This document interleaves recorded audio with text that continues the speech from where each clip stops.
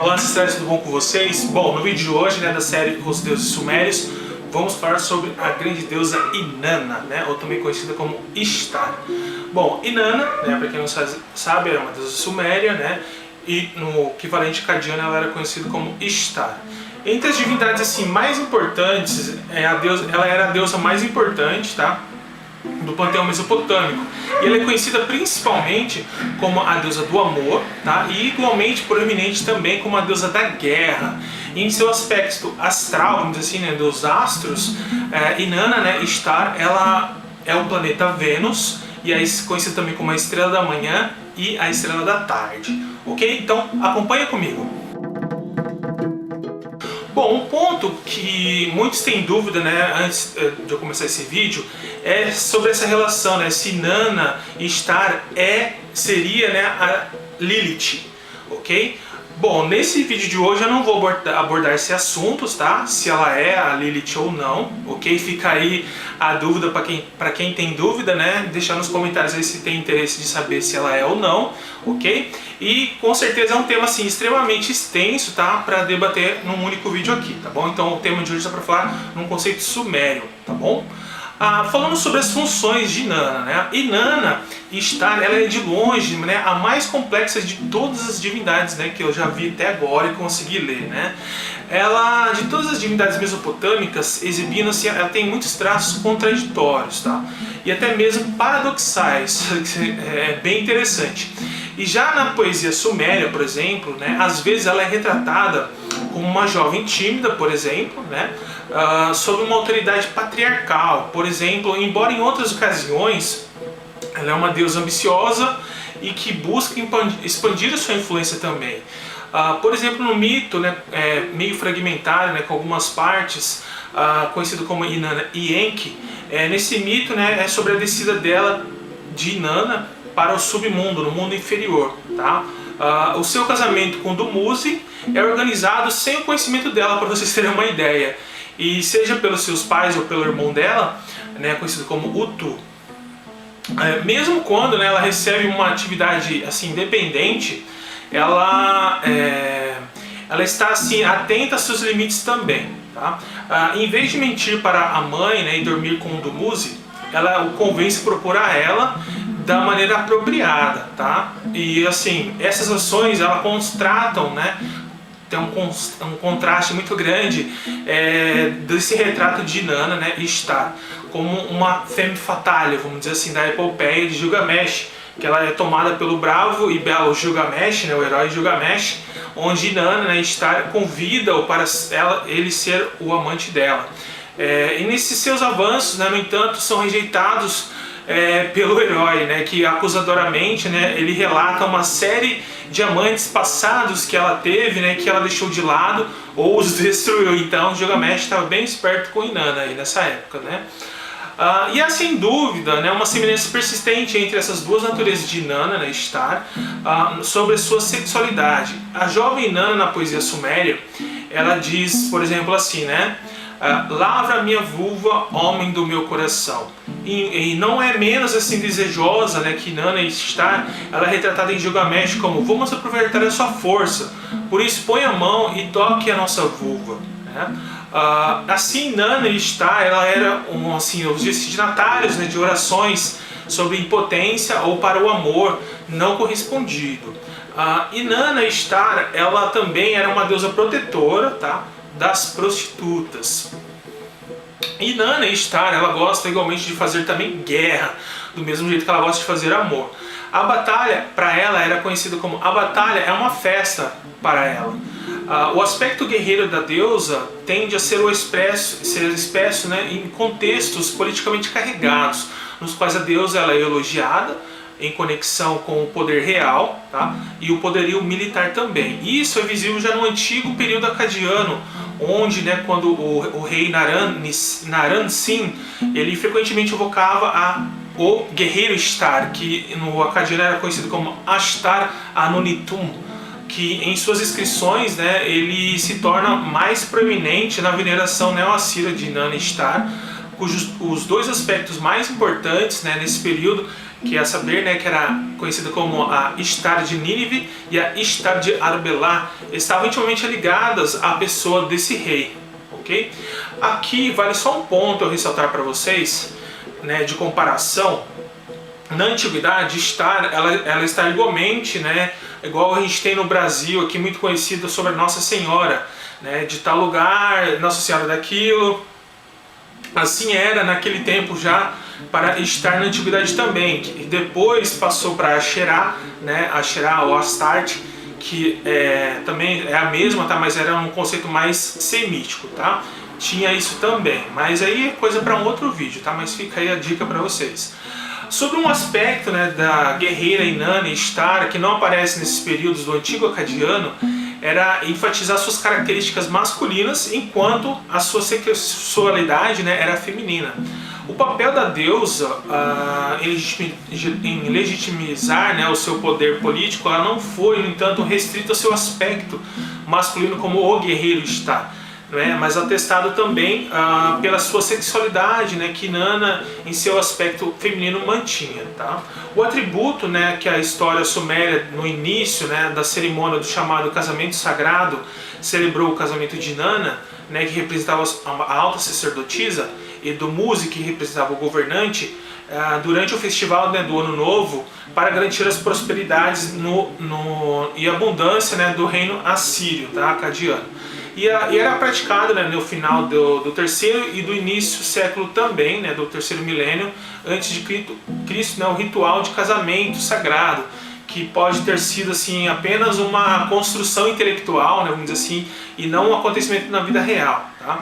E ele serviu para expressar a relação, né, entre o rei e o mundo divino, ok? Consequentemente, né, muitos dos governantes do terceiro milênio eles se descreviam como um cônjuge, né, apontando para sua atividade significativa, né, de que Inanna era sua amante, vamos dizer assim, quando ele ia exercer, né, o seu poder político naquela época, tá? E assim, algumas narrativas, né, mitológicas residem no aspecto astral de Inanna Ishtar, embora, né, indiretamente. Por exemplo, assim, no mito conhecido como Shukaletuda, o desajeitado jardineiro conhecido como Shukaletuda, né, ele tem relações com a deusa enquanto ela estava dormindo, né, debaixo de uma árvore, e enfurecida, né, com o que aconteceu, Inanna Ishtar, ela sai em busca desse garoto, né, que estava se escondendo, e esse curso, né, dela fazer essa busca por esse violador foi sugerido como imitar o curso astral, né, da estrela Vênus. Da mesma forma, né, os seus movimentos no conto, né, de Inanna e Enki, em que a deusa viaja da mesma forma, né, para a primeira cidade onde Enki estava, né, que era Eridu, depois de Uruk, e viaja de volta, onde recorda, né, vamos dizer assim, esse ciclo de Vênus, presumivelmente, né, a mesma jornada que foi realizada na forma terrestre em festivais naquela época, tá? Então tem essa correlação, né, entre os contos com atividades astrais, astrológicas dos planetas, tá? E assim, um papel liminar, intermediário também, ela pode ser atribuída a Inanna Ishtar em virtude de ela ter viajado para o submundo e ter voltado. Na sua ascendência mitológica no submundo, ela senta-se no trono da sua irmã gêmea, né, conhecida como Ereshkigal, que eu já fiz um vídeo sobre ela, tá? Onde ela desperta a ira dos Anunnaki. E ela é transformada nisso, né, em um cadáver quando ela desce ao submundo, né? Mas somente através da ação do seu ministro, conhecido como Ninshubur, que ela consegue, né, a ajuda de Enki, né, Ea, onde Inanna, né, estará capaz de reviver e retornar ao mundo acima, né, ao mundo aqui terrestre, tá? E notavelmente, né, em outro mito, foi através dos Mes, né, Mes aqui, Sumério, né, ele é uma palavra suméria, tá, que denota as ordenanças divinas ou poderes divinos, que no equivalente acadiano para o Me, né, do sumério, é conhecido como Parshu. Parshu significa ritos, tá? E na história de Inanna Ishtar, eles denotam, né, esse Me, esse Parshu, como objetos físicos, concretos, tá? Onde ela ia removendo do corpo para descer até o submundo. Por exemplo, se ela tinha um bracelete, ela tirava o bracelete, e com isso ela ia descendo, tirava a sua capa, foi tirando os brincos, tal, e até ela chegar nua no submundo, que assim ela pôde entrar, tá? Isso denota, vamos dizer assim, que os deuses eles precisavam desses ritos, né, das pessoas fazer os rituais religiosos, né, para eles terem esse parshu, né, essa força, vamos dizer assim, divina, né, para eles terem esses poderes, tá? E daí também vem, se vocês forem pensar, a questão dos amuletos também, tá? E também as questões dos mortos serem enterrados com objetos físicos, né, vamos dizer assim, bracelete, colares, tal. Então vem disso também, tá? Onde, né, que ela foi removendo esses meses, tá? Que aí que ela tirou de Enki, né, de Ea, e eles estão associados, então, nesse caso, quando ela tira, ao entrar e emergir do submundo, né? Ele tem sido argumentado por alguns estudiosos que algumas sepulturas sumerianas, né, elas remetem a essa iconografia de Inanna estar mais do que qualquer outra divindade, por causa dessa associação inerente, né, que existia entre a transição do mundo dos vivos e o mundo dos mortos, tá? Bom, falando sobre o sincretismo divino e a genealogia de Inanna, né, Ishtar, ela difere, tá, de acordo com algumas tradições, tá, seja ela sumeriana, acadianas ou babilônicas. Ela é assim, variadamente, às vezes ela é associada como filho de Anu, sendo filha de Inanna com Sin, né, que é o deus da lua, e com a sua esposa Ningala, e onde ela é irmã de Utu, né, o Shamash. Em outra, ela é muito mais associada também como sendo filha de Enki, Ea, né, Ea na versão acadiana, e onde a sua irmã Ereshkigal é a sua irmã, tá? E assim, Inanna Ishtar, ela não tem assim um cônjuge, né, um marido permanente. Mas ela tem uma relação assim, ambivalente com o Dumuzi, conhecido como Tammuz também, a quem ela eventualmente, né, condena à morte por essa questão que eu comentei, né, nessa passagem que ela vai para o submundo e depois tem que voltar. Mas aí o porquê dessa morte eu posso depois falar no próximo vídeo, tá? E ela também é muito assim emparelhada, vamos dizer assim, associada com o deus da guerra conhecido como Zababa, ok? Já no Império Assírio, por exemplo, Ishtar de Nínive, né, existia também a Ishtar de Arbela, onde, né, elas foram tratadas como sendo duas deusas distintas nas inscrições e tratados reais do Assurbanipal, né, o deus assírio, o rei assírio, né, da época. Mas também durante o período, né, esse período, Ishtar ela foi feita assim como cônjuge também de Ashur, né, que era o grande deus assírio, né, o grande Ashur, e conhecido como um nome alternativo também como Muliltu, né, nesse papel particular, ok? Sobre os locais de culto de Inanna Ishtar, era Uruk, né, a base, mas como ela era uma das principais divindades mesopotâmicas, ela tinha templos espalhados por toda a antiga Mesopotâmia, tá? Para vocês terem uma ideia, nas principais cidades, né, para vocês terem uma ideia, em Adab, Akkad, Babilônia, Baditibira, Girsu, Isim, Kazalu, Kis, Larsa, Nippur, Sipar, Shuruppak, Uma e Ur, né, a famosa Ur dos caldeus. Para quem entende um pouco de Bíblia vai saber a referência, né, onde Ur dos caldeus, né, caldeus significa magos, tá? Então era uma cidade de magos, a Ur, ok? Da onde veio também o patriarca Abraão, ok?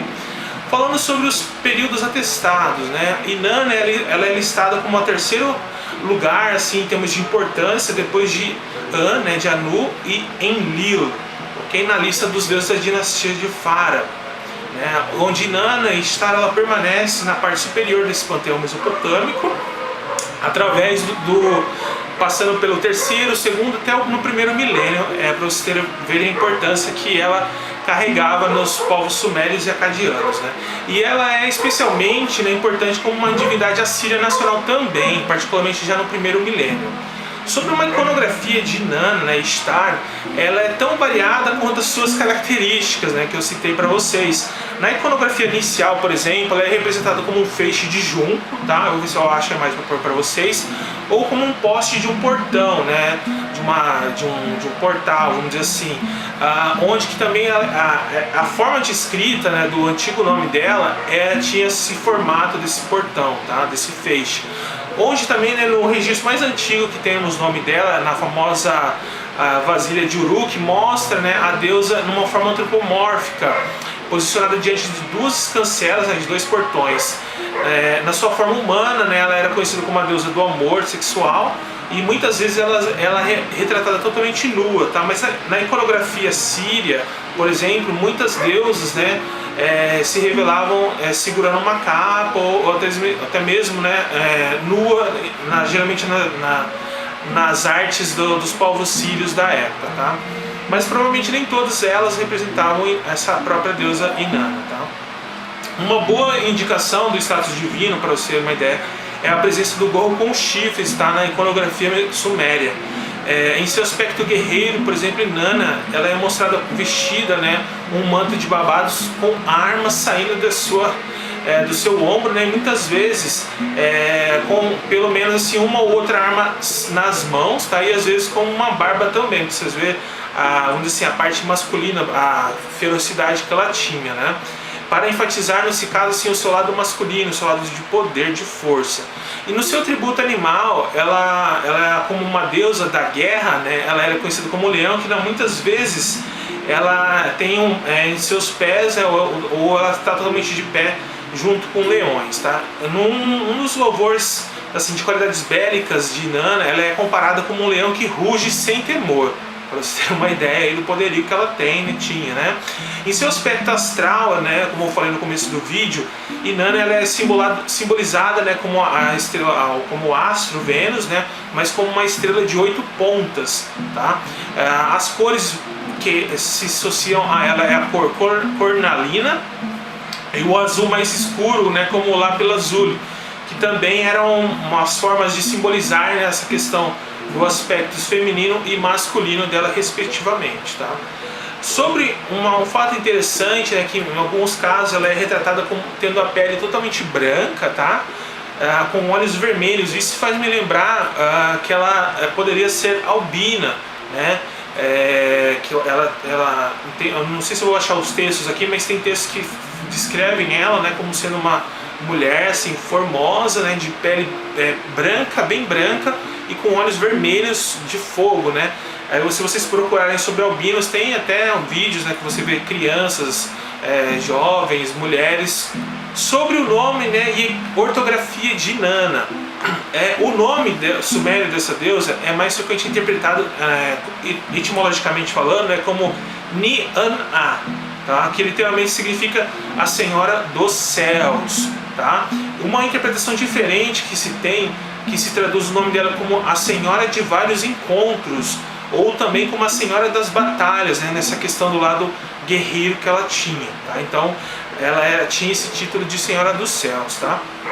O nome semítico de Ishtar, por exemplo, né, no lado acadiano, originalmente pertencia a uma deusa, né, independente assim ela independente que mais tarde foi fundida e dedicada como a deusa sumeriana Inanna, né? O significado do seu nome também não é muito claro, tá? Nessa questão, visto que assim Ishtar ela tem uma conexão com outros deuses semíticos, como por exemplo como o Atar, né, e Ashtaroth ou Astarte. Mas aí é questão para um outro debate, né, sobre a versão acadiana do nome dela, tá? Sobre as formas de escrita e as formas normalizadas, vou colocar para vocês aí, né? A forma normalizada para Inanna tem 3, né, com um N só, com duas formas, né, com um N só e outra com 2, ok? E na forma de Ishtar tem várias formas de se colocar, né? Aí a gente pode destrinchar esse nome como Ishtar, Estar, Astar, Estar, Ostar, Astarte, Ashtaroth, Asherá e por aí vai, né? Até chegar na deusa, vamos dizer assim, grega, né? Vênus. Então é isso, pessoal. Se vocês gostaram, né, deixe o seu like, comente, né, o que vocês acharam. Se não é inscrito no canal, se inscreva-se e compartilhe este vídeo para que outras pessoas possam ver também, ok? Muito obrigado e até o próximo vídeo.